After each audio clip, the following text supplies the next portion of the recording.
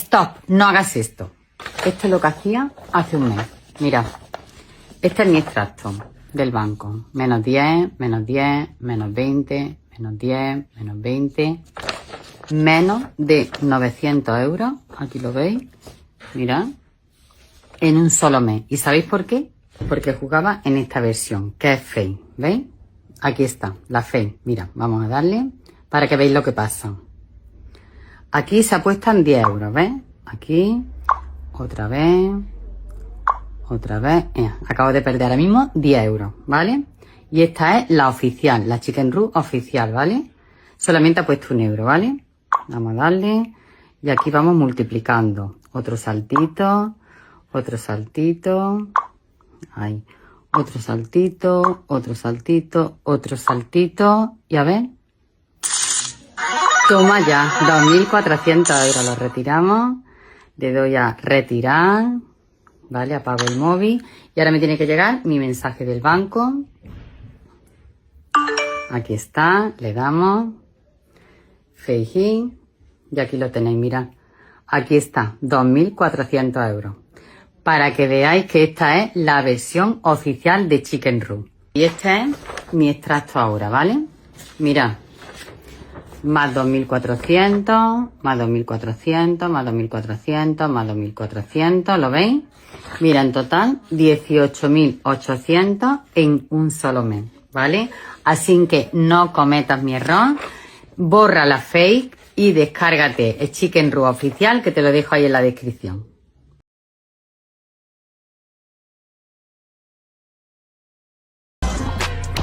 Hey, what's up? MKBHD here, and welcome to your first look and hands-on of everything Apple just unveiled today at their 2025 September event. This is iPhone 17, 17 Pro, and 17 Air. Definitely get subscribed to be among the first to see the full reviews when they come out. But this is my first impressions, and I actually found it pretty simple to synthesize my thoughts on everything they announced today. Like, there is some good tech, there's some interesting new designs, and some questionable decisions, but the funny thing is, you know, as I go to these events and as I think about all this stuff, what usually happens is I end up typically getting some texts from friends asking what I think of the announcements, and my mental task is to summarize everything I'm thinking about into 1 or 2 easily digestible sentences or just words to understand what's new and what happened. I don't want to tell them too much information.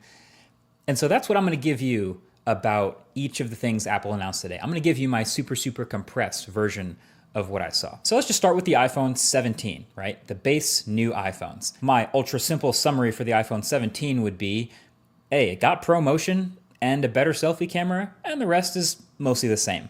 So the design is mostly unchanged other than the new colors, same screen sizes, same dimensions, same camera bump, same buttons and camera control, which they barely talked about. But there's a new A19 chip inside, which we expected. That should see some nice performance gains and efficiency bumps, roughly 20% faster CPU, which is nice. And battery life should be a few beats longer. And the display is brighter too, getting up to 3,000 nits.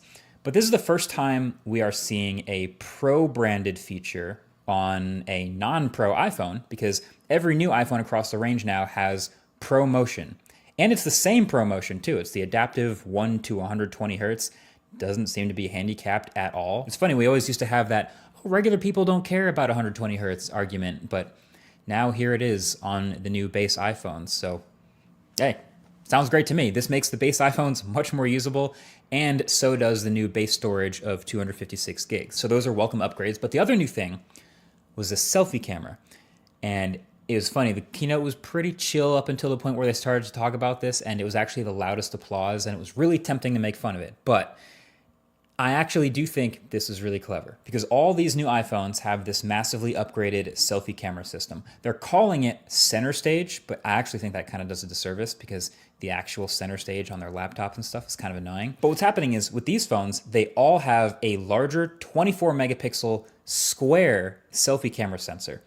And so then when you go to take a selfie, the phone can take a regular vertical selfie, or can manually or even automatically take a horizontal selfie without you having to rotate the phone. And honestly, this might be genius. Like, the default for most people is obviously to take a vertical selfie now. It just fits on the phone. You're probably viewing it on the phone. But if you go to take a horizontal selfie to fit more people, suddenly the camera lens is off to the side and it's a little bit less natural looking.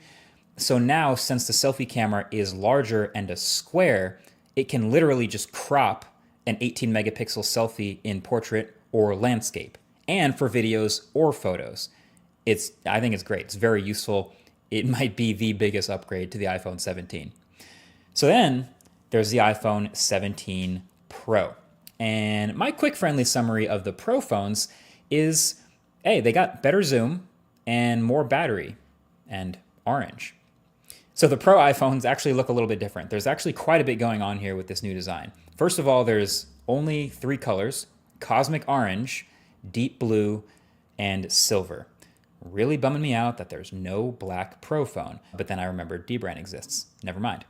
But then the thing that's going to catch everyone's eye on the back is the camera bar up at the top, which is what Apple keeps calling in their keynote a plateau. It kind of looks a little bit like the Pixel's visor, or frankly what we've been seeing on a ton of other Android phones for years now, just a huge bar across the top of the back of the phone. But it's actually not just cameras in here.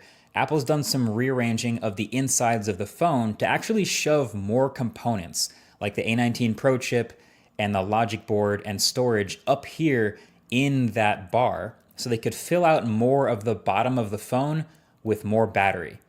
And that approach is going to make even more sense in a little bit. But my first reaction to that is, oh yeah, great. That sounds like these Pro phones might actually come with a real substantial battery upgrade from last year, which is again very welcome. Now you might also notice some other little things like the millimeter wave antenna at the top of the phone and the ring around that plateau actually also being an antenna. But then the other new design element is that they actually switched back